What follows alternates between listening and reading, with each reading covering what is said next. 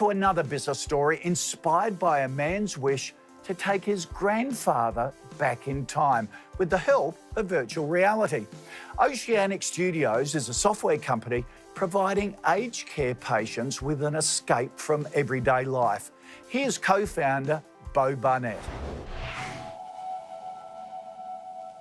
My grandfather was in a hospice before he passed away, and we got talking about his younger years growing up in Manchester in England, and he said he always wanted to go back. So VR was in its infancy then, and I tried to get all the technology together, but it was pretty hard. So he passed away before I could show him that. But, I thought, if he would have really enjoyed that, then other people in a similar situation would enjoy that as well. We created some VR technology for the aged care industry. That's a purpose-built kiosk with a touchscreen that they can wheel around to residents and pop a headset on them, press a button and take them off to hot air balloon over the Alps, or gondola ride down Venice, or to explore a museum, or hang out with some tigers. So yeah, it's pretty cool. Intel's been a great supporter of ours. They allow us to use their technology to create experiences. They speed up the process and access to new tools and technology. We're very lucky to have Intel as a partner.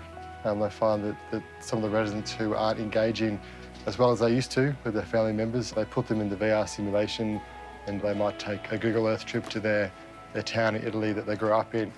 It makes them feel alive and makes them feel young again, and it really has a really positive impact, just not on the resident, but also on their family as well.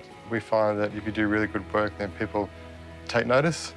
So yeah, it's more about just being true to the core principles of doing really, really great work, being on time and being on budget, and, making your customers feel well represented. I started when I was 24, and I just jumped straight in. So I had something I wanted to do, which was remake those old games. So I just kept working at it, and I didn't take no for an answer. It was really, really, really hard, being that young.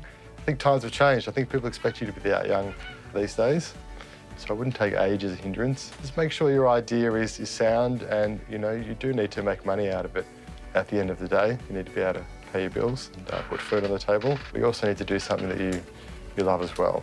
Those two things together are pretty hard, but if you work at it, you can get there.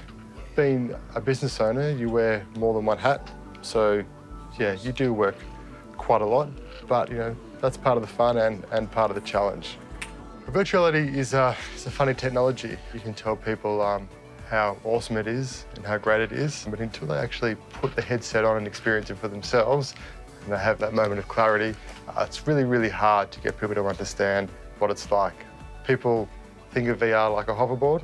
It's the future, it's not here yet, and if it is, then it's not great, but it is, it's awesome. So it's really hard to get people to understand what it is without putting them through it. We're just using the technology in a positive way, and it makes us feel great. It's a really nice, positive outcome that we can have to do something that we love, but obviously other people love as well. Like Beau says, never take no for an answer.